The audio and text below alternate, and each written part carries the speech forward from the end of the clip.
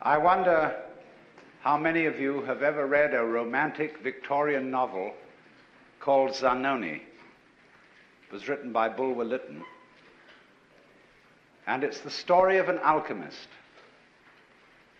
an aristocratic, very good-looking man called Zanoni, who was several hundred years old, living in Naples shortly before the French Revolution. And he was several hundred years old because he had discovered the elixir of life, which was, of course, supposed to be the quest of all alchemists all over the world, not simply something that would turn lead into gold and give one indefinite riches, but the secret of immortality. And this was the quest of alchemy, both in the West and in the Far East. And many of the great emperors of China died because the Taoist priests gave them mysterious concoctions purporting to be the elixir of life. Zanoni had an apprentice, and one day while the master was out, the apprentice could not resist taking a very close look at some certain crystal bottles hidden in the depths of his cupboards. And this was the elixir. And he removed the stopper and took just a slight sniff. And then suddenly there appeared before him an absolutely monstrous being. And trembling, he put the stopper back into the bottle and faced this appalling apparition, which is called the dweller on the threshold. There's something or other one has to come to terms with before crossing the border into immortality.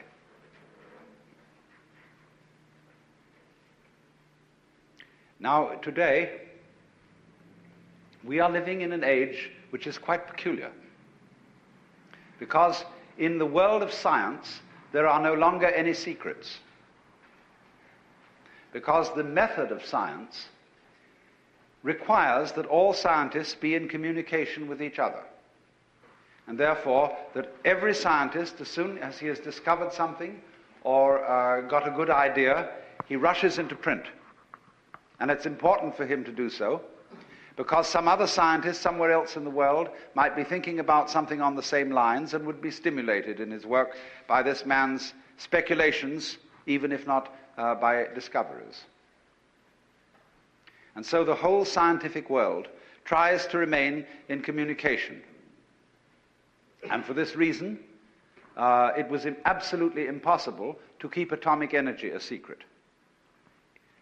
In former ages, that might have been managed, because there were many secrets once upon a time. And people were not admitted to these secrets unless they were in some way tested and found capable of handling them without running amok. We live in such a dangerous age because all the secrets are out in the open, and anybody can run amok with them. And that's just the situation we have to face, and that is just the situation we have to handle. It is too late to stop it, because that would be, as they say, locking the door after the horse has bolted. And there is a certain reason why such a thing as a certain chemical, which is capable of opening people's minds in a certain way, should be something extremely disturbing.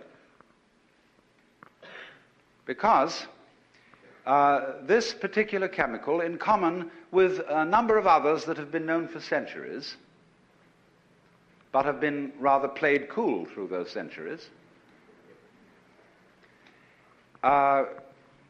is capable of doing something which simply cannot be tolerated. That is to say, capable of letting properly prepared individuals, or sometimes improperly prepared individuals, in on a secret which is very closely guarded, and which is, as a matter of fact, the deepest and most fundamental of all our social taboos. I have just finished writing a book which I have had with a sort of tongue-in-cheek attitude, had the temerity to call the book. And it is subtitled, "The Book, you see, on the taboo against knowing who you are." Because that is really the thing that cannot be let out.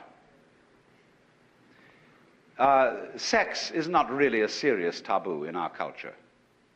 If you are initiating a young person into life and you realize that your son or daughter is going to college and that you ought therefore to have a serious talk with them, they'll laugh at you and say, "All this thing you're telling us about sex, we knew years ago, and we know more about it than you do." So that is not a subject for a serious initiation talk to a young person. So we have to think again and try and find out, think deeply, what is fundamentally taboo in this culture and perhaps in other cultures as well. What information, in other words, would really let the cat out of the bag and give away the show?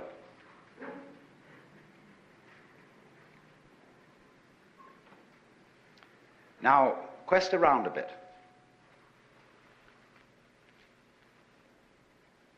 Ask yourself this: for what reason would a person be considered hopelessly insane? What sort of claims must a person simply not make?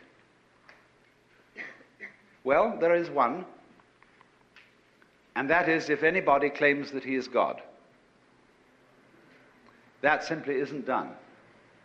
Certainly not in our culture, although it's very frequent in India. But in our culture, that is simply not allowed, because we, most of us, from a Christian background, and if not that, from a Jewish background, and there's a great deal in common, because both Christians and Jews are deeply concerned about somebody called Jesus Christ.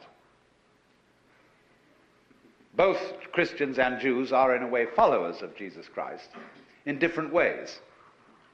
He is a problem to both because he was the man who came out and discovered he was God. And that simply is impermissible. The Jews handled it in one way. The Christians handled it quite as effectively in another way. The Christians handled Jesus perfectly, even more tactfully than the Jews, by putting him on a pedestal and saying this was the only man who ever was God, and nobody else was really so before, and certainly nobody can be so afterwards. Stop right there. Put him on the altar, bow down to him, worship him, so that everything he had to say will be null and void.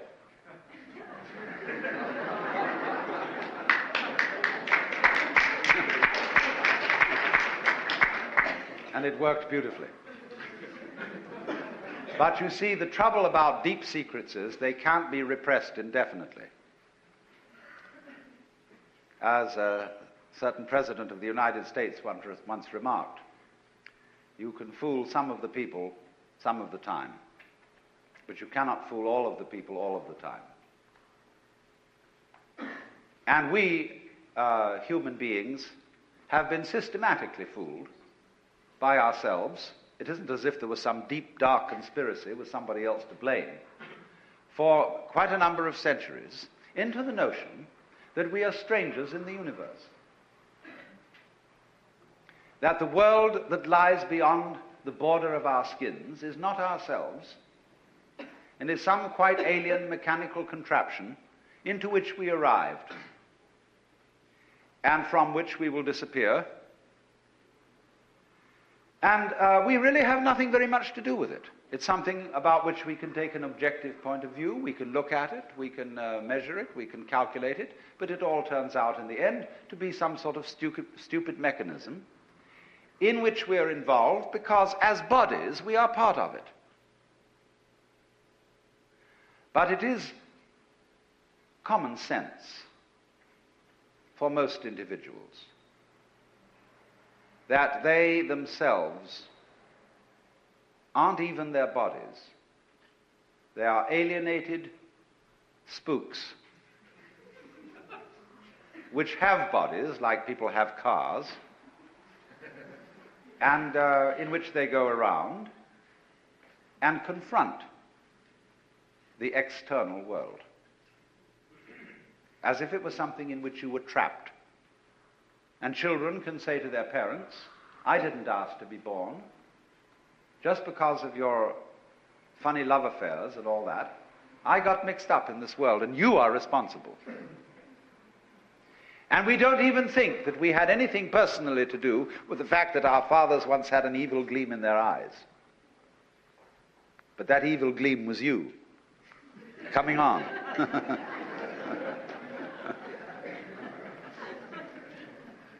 Only, you see, by this idea of our own identity that we have, we're able to disclaim responsibility for all kinds of things. And say, no, it was my parents. See, if there's a fellow taken in juvenile delinquency, and he knows a little Freud, he can say, well, I couldn't help it because I was psychoanalytically fouled up when I was a baby. Even before perhaps I was born, my mother had all sorts of complexes. And then if he gets away with that, the people in the press say, for juvenile delinquents, the kids should not be punished, but the parents. And the parents say, hey, wait a minute. We got fouled up by our parents, and we're pretty bad parents, we admit. But our parents before us brought us up in a certain way that we're hopelessly neurotic, and we can't really raise children, but we have to. So everyone can pass the buck all the way down the line. The woman that thou gavest me, she tempted me, and I did eat. And then when God wagged his finger at the serpent didn't say anything. Because the serpent knew the answers. He knew the thing which must not be admitted, that the left hand goes with the right hand, that black goes with white, and that you wouldn't know what white was unless you knew what black was, and that you wouldn't know what is was unless you knew what isn't is, and you wouldn't know what here is unless you knew what there is, and you wouldn't know what you meant by self unless you knew what was meant by other. And that is so simple, but everybody contrives to ignore it. Now here's the problem, you see, that there are certain processes, some of which are what you might call spiritual exercises. Others are simply chemicals. Others are just horse sense, whereby one comes to see very clearly indeed that black goes with white and self goes with other. And as this becomes clear to you, it's rather shaking. Because, look, if what you define as you is inseparable from everything which you define as not you, just as front is inseparable from back, then you realize that deep down between self and other there is some sort of conspiracy. If these things always occur in combination and look very different from each other and feel quite different, nevertheless, the feeling of difference between them allows each one to exist. And so underneath the opposition or the polarity between self and other, or between any other pair of opposites you can think of, there is something in common, as there is, for example, between figure and background. You can't see a figure without a background. You can't have an organism without an environment. Equally, you can't have a background without a figure, or an environment without organisms in it, or without things in it. You can't have space which is unoccupied by any solid. You cannot have solids not occupying some space. This is absolutely elementary, and yet we don't realize it, because, for example, the average person thinks that space is nothing. That it's just a sort of not-there-ness in which there are things. And we are slightly afraid that not there-ness, that nothingness, that darkness, that the negative poles of all these oppositions will win.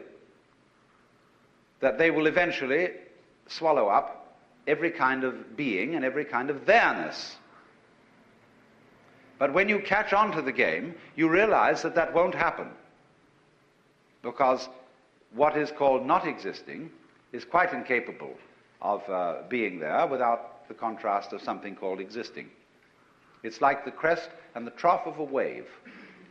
You can't have a wave that is all trough and no crest, just as you can't have a wave which is all crest and no trough. Such a thing has never been manifested in the physical universe. They go together. And that is the secret. There really is no other secret than that. But it is thoroughly repressed. And therefore, we are all educated to feel that we've got to fight for the white because the black might win. We've got to survive. You must survive. That's the great thing we're all working under, and pounding it out day after day in anxiety, because this is a description of anxiety. Anxiety is the fear that one of a pair of opposites might cancel the other forever. And if by any chance, by any means, you find out that that is not so, you have an entirely new attitude to what human beings are doing, which may be very creative, but which also may be very dangerous. You see through the game called white must win, because you know that neither black nor white are going to win, because they belong to each other.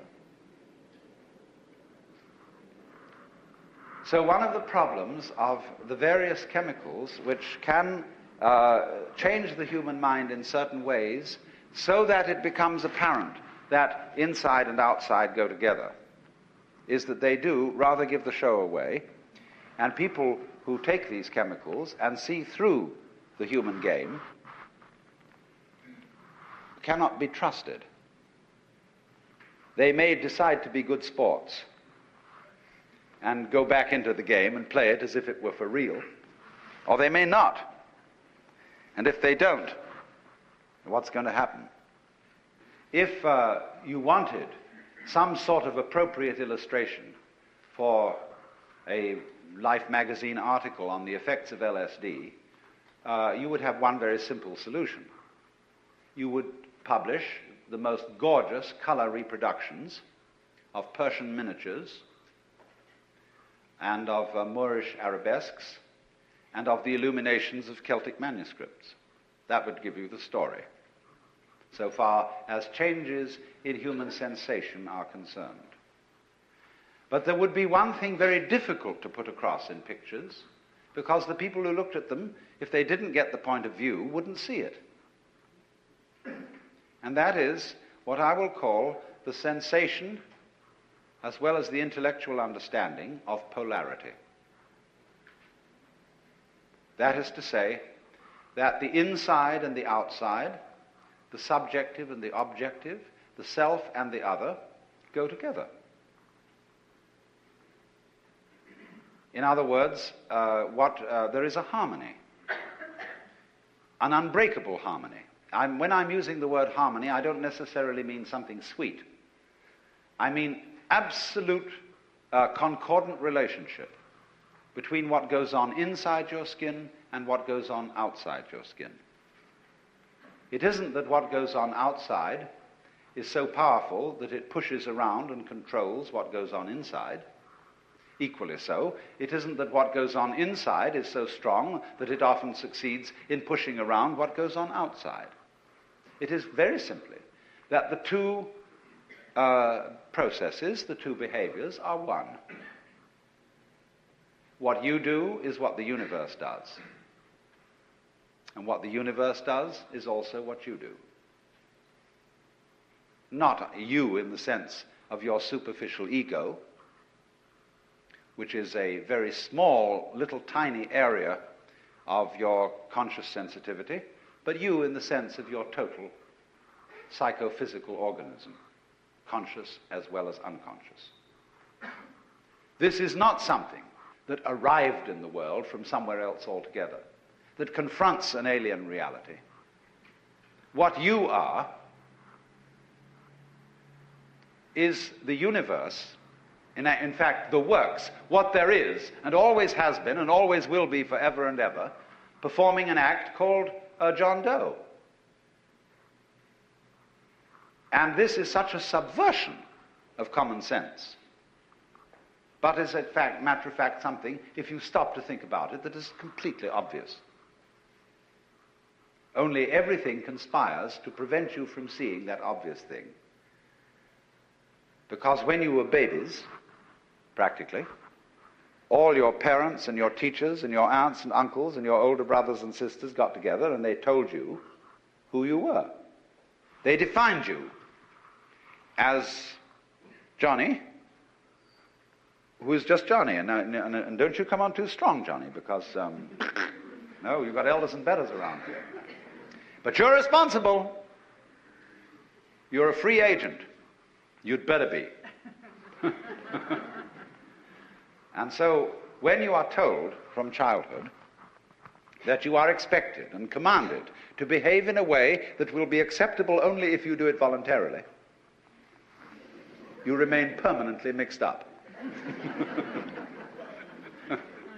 That, if anything, is permanent brain damage.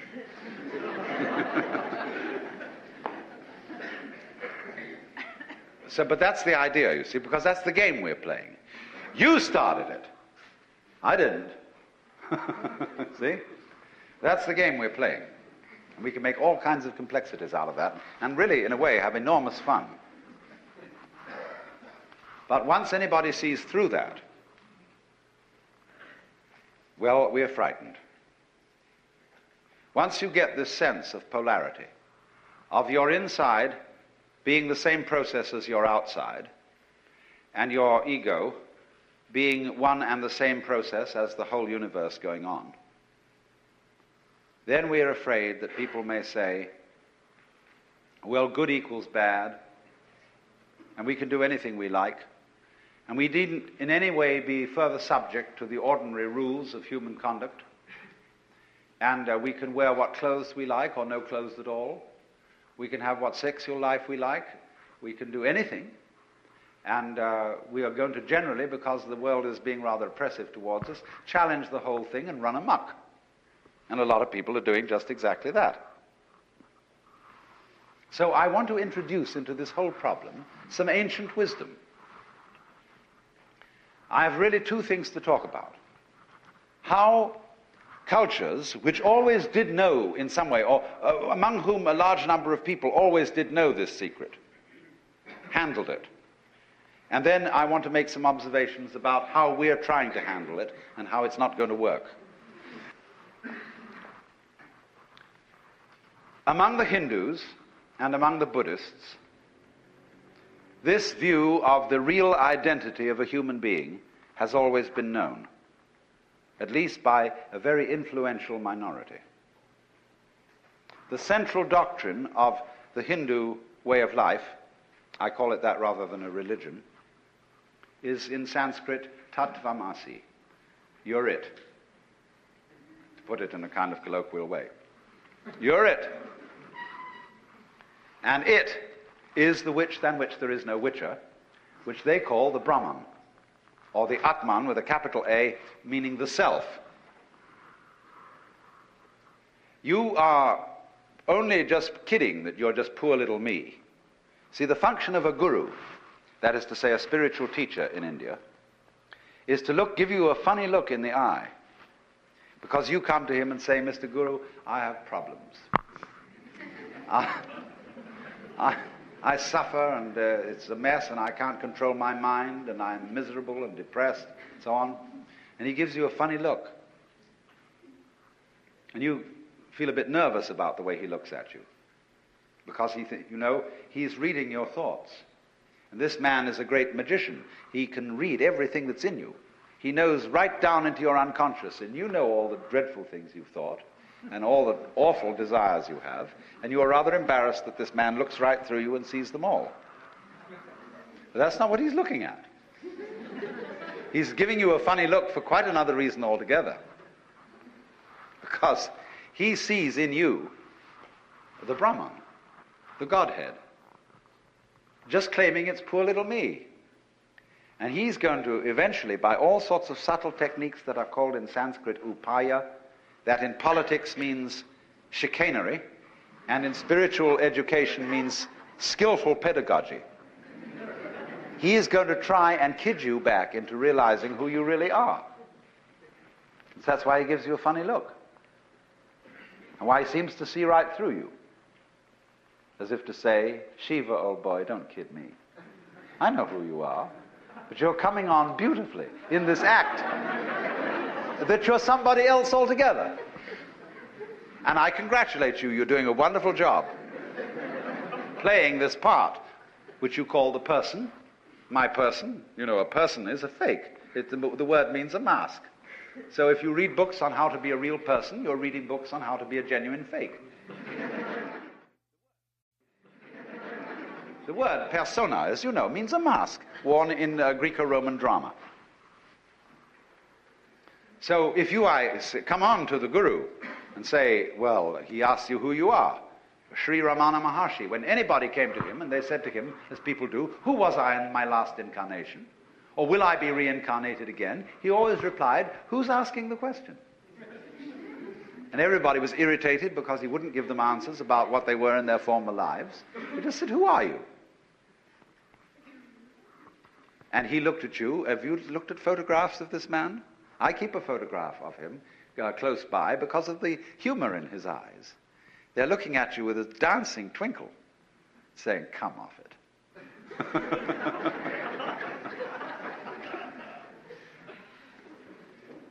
Now then, in these Asiatic traditions, it is well recognized that people who get the knowledge that you're it may very well run amok. And therefore they always couple any method of gaining this, whether it is yoga, whether it is smoking something or drinking something or whatever is the method, they always couple it with a discipline. Now I know the word discipline isn't very popular these days, and I would like to have a new word for it, because most people who teach disciplines don't teach them very well. They teach it with a kind of violence, as if a discipline was something that is going to be extremely unpleasant and that you're going to have to put up with. But that's not the real secret of discipline. I would prefer to use the word skill. Discipline is a way of expression. Say you want to express your feelings in stone. Now, stone doesn't give way very easily. It's tough stuff. And so you have to learn the skill or the discipline of the sculptor in order to express yourself in stone. And so in every other way, whatever you do, you require a skill. And it's enormously important, especially for American people, to understand that there is absolutely no possibility of having any pleasure in life at all without skill. Money doesn't buy pleasure. Ever. Look, if you want to get stoned drunk and go out and get a bottle of bourbon and down it, you can't do that except for people who have practiced the distiller's art. You can't even make love without art. Where I live in Sausalito, we have a harbor full of ever so many pleasure craft. Motor cruisers, sailing boats, all kinds of things. And they never leave the dock. All that happens with them is their owners have cocktail parties there on Saturdays and Sundays. Because they discovered, having bought these things, that the discipline of sailing is difficult to learn and takes a lot of time. And they didn't have time for it, so they just bought the thing as a status symbol. So, in other words, you can't have pleasure in life without skill. But it isn't an unpleasant task to learn a skill if the teacher, in the first place, gets you fascinated with it. There is immense pleasure in learning how to do anything skillfully. To make carpentry things, to cook, to write, to calculate, anything you want. It can be immensely pleasurable to learn the discipline. And it is completely indispensable. Because look, you may be a very inspired musician. I'm not a musical technologist, you see, and I regret it, but I'm a word technologist. But I can hear in my head all kinds of symphonies and all kinds of marvelous compositions, but I don't have the technique to write them down on paper and share them with somebody else. Too bad. Maybe next time around.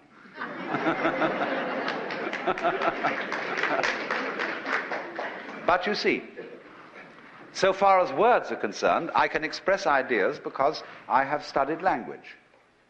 And I have worked very hard. Not that I didn't like it, I intensely enjoy the work of writing a book, although it is difficult. But it's fascinating. To say what can never possibly be said. So, you see what's happening. What you have to do, you have inspiration, but then you have to have technique to incarnate, to express your inspiration. That is to say, to bring heaven down to earth. And to express heaven in terms of earth. Of course, they are really one behind the scenes. But there's no way of pointing it out unless you do something skillful. You see, we are all, at the moment, absolutely in the midst of the beatific vision. We are all one with the divine, or some, I don't like that sort of wishy-washy language, but we are all there. But we are so much there that we're like fish in water. They don't know they're in water. Like the birds don't know they're in the air because it's all around them. And in the same way, we don't know what the color of our eyes is. I don't mean whether you've got blue or brown eyes, but the color of the lens of your eye. You call that transparent, no color. See, because you can't see it. But it's basic to being able to see anything. So in order to find out where you are, there has to be some way of drawing attention to it. And that involves skill. Upaya in Sanskrit. Skillful means. So, it's all very well. Anybody can have ecstasy. Anybody, as a matter of fact, can become aware that he is one with the eternal ground of the universe. But since that's what you are anyway, I'm going to ask, so what? When a hero goes on an adventure, and he leaves his people, and is going to a strange land, he can go away and just hide himself round the corner in an obscure house, and then appear a year later and say, I've been on a heroic journey, and tell all sorts of tales. And they say, prove it. Because they expect him to bring back something which nobody has seen before. Then they believe you've been on a journey. So in the same way, exactly, anybody who goes on a spiritual journey must bring something back. Because if you just say, oh man, it was a gas. Anyone can say that. Now this is why in the doctrines of Buddhism, there is a differentiation between two kinds of enlightened beings. They are both forms of Buddha, which is to say the word Buddha means somebody who has awakened, who has discovered the secret behind all this. That in other words, all this thing we call life with its frantic concerns is a big act, which you, in your unconscious depths, are deliberately setting up. So you can do one of two things when you discover this. You can become what's called a pratyeka Buddha. That means a private Buddha who doesn't tell anything. Or you can become a bodhisattva. A pratyeka Buddha goes off into his ecstasy and never is seen again. Bodhisattva is one who comes back and appears in the everyday world and plays the game of the everyday world by the rules of the everyday world. But he brings with him upaya. he brings with him some way of showing that he's been on the journey, that he's come back, and he's going to let you in on the secret too.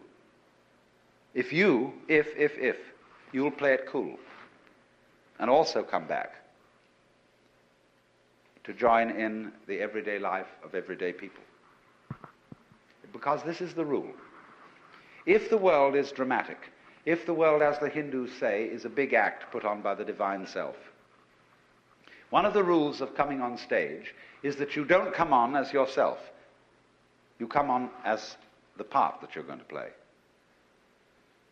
It's very bad form if an actor always acts the same way. That's what's called a star, as distinct from an actor.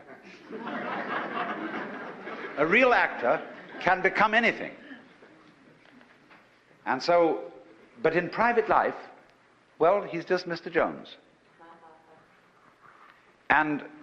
But he doesn't come on the stage that way. So in the same way, if you know that behind the scenes, in the depths, fundamentally, you are it, you don't come on that way. It always comes on as something else. That's the rule of the stage. Because without that, there wouldn't be a play. There would only be reality. No illusion. And the whole point of life is illusion. From the word Latin ludere, to play. Showbiz. The show must go on, so don't give it away. But the truth has a way of leaking. It gets out. But then the important thing is, you see, when the truth gets out, those who catch hold of it must find a way of staying in contact with what society calls reality.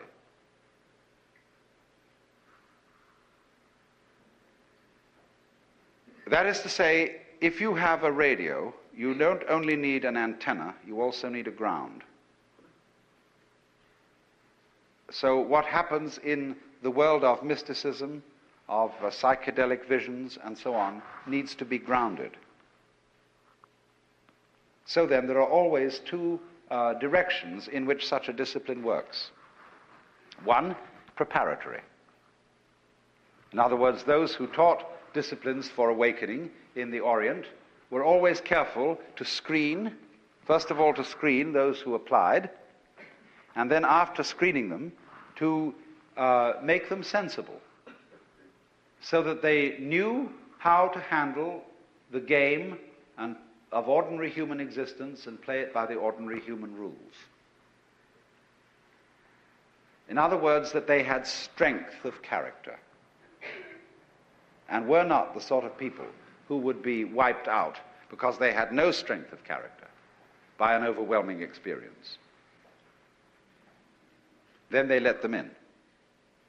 But there are certain disciplines, such as Zen, where you get into the essential secret very early on in the discipline. And after that, they are concerned with much more training in showing you how to use it, how to use the power, to use the vision which you have acquired. But when these people, really feel threatened by this thing, they start sending around messages and public utterances which sound exactly as if they had taken LSD, had had a bad trip with it, and were coming on paranoid. And so they are spreading subtle rumors that this substance causes permanent brain damage and utter destruction of the superego.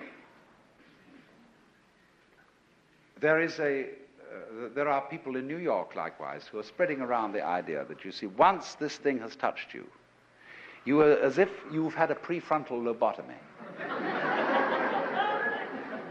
You are somebody who ought to be put in a concentration camp because you've lost your conscience. You're out of order. Nothing more can be done about it. Now, do you see how alarming that could be in our day and age? Think that your brother, your aunt, has got permanent brain damage? Took some LSD. You see, the situation is exactly parallel. The thing that we learn from history is nobody ever learns from history. Consider, just go back a few hundred years to the days of the Inquisition and realize that the theologians of the church were in those days accorded the same kind of respect that we now accord to the professor of pathology at the University of California Medical School, or to the professor of physics at Caltech. We think those people are real authorities. They know it works. They've experimented. They have knowledge. They're the wisest people in our society.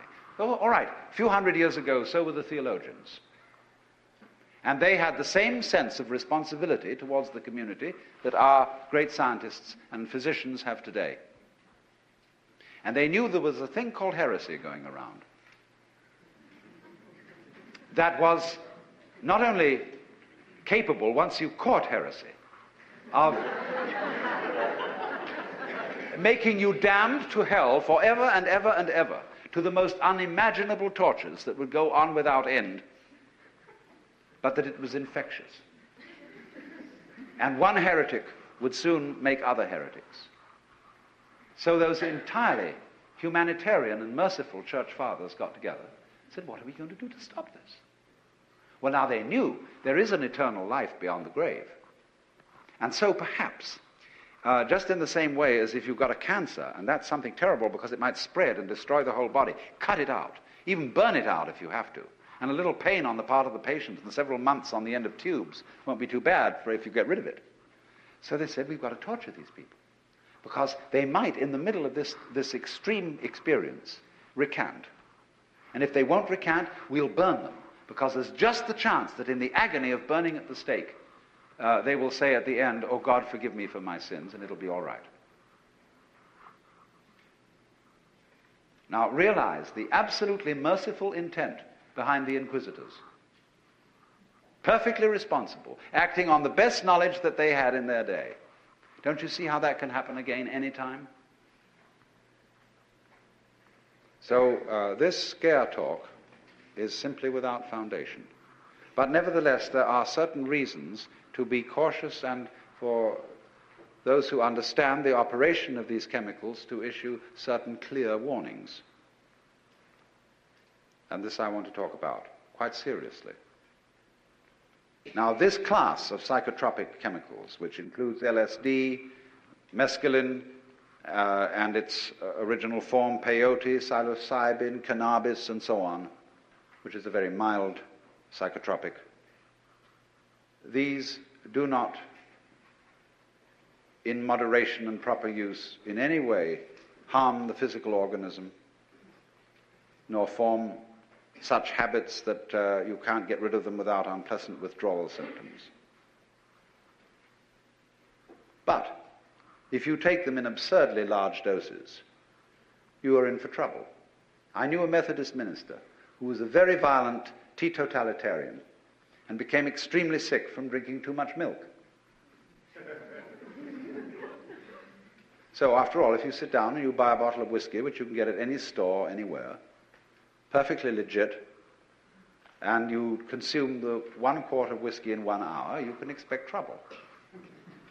So in the same way, if you've got LSD or something of that kind, and you take 1,000 micrograms because some friend of yours took 500 and you want to one-up him, watch out. You're being just stupid. Furthermore, you're being rather stupid if you buy the kind of LSD that is currently being circulated in the black market. Because, for 2 reasons. You don't know what else is in it, and you don't know how much is in it. There are 2 sorts of producers of LSD on the black market. One is the enthusiastic graduate student in chemistry who wants to turn the whole world on. And his product is apt to be pretty good, but excessive in dosage. And what says 100 micrograms may well be 300. There is another kind of producer who wants to make a good thing out of it, or who wants to give you a big jazz, but he'll mix it with amphetamines. There's another more sinister kind of producer who'll either cut the amount or mix it with heroin or anything, any other substance, maybe again, amphetamines or whatever, they'll get you hooked on it. So there is no control of the quality of what is being circulated, none whatever. And you just don't know what you're getting. Now, this situation is the result of the fact that the United States never learns from history. It is the same old story of prohibition. To think the naive notion that you can control something that might turn into a social evil by handing it over to the police. Now, after all, who pays the police? You do. And if you can't control yourself, the police won't control you either. But in lieu of controlling you, they can suppress you. Now, in all conscience, the police have enough to do.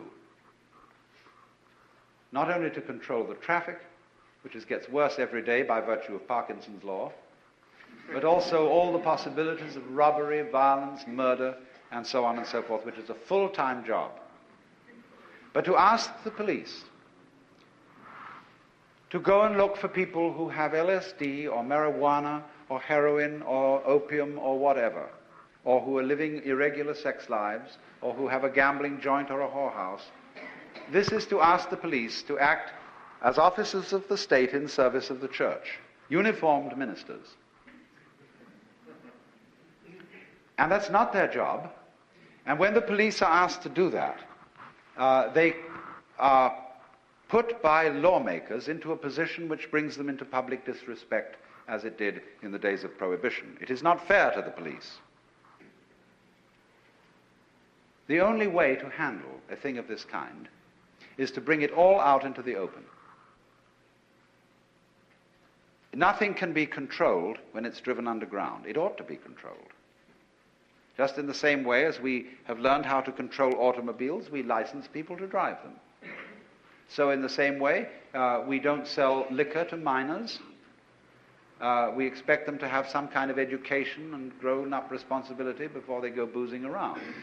So in exactly the same way, society has got to face the fact that it's going to have to license people for certain spiritual adventures, or perhaps just plain pleasures, if that's what you want to call it. After all, you can't even join some churches can't join the Catholic Church without taking a course of instruction. That takes a few weeks, and then they put you through an initiation. And you may say when you get through that, well, what was all that preparation for? I didn't feel anything. But so in exactly the same way with this, it is completely urgent, in other words, that we prevent the occurrence of a very serious, socially destructive criminal situation created by law. You've heard of iatrogenic diseases? That means diseases caused by physicians. There are nomogenic diseases, or shall we say nomogenic crimes. Like somebody said, the only serious side effect of marijuana is that you may go to jail. This is a nomogenic crime. In other words, it is a ritual crime. In exactly the same way that when the early Christians refused to burn incense in front of the Roman gods, in whom the Romans themselves didn't believe, they were guilty of a crime. It was a ritual crime. And they refused. And a reasonable man like the Emperor Marcus Aurelius said to the Christians, now come off it. Really? Do you have to refuse to burn incense? They said, yes, we're serious about it.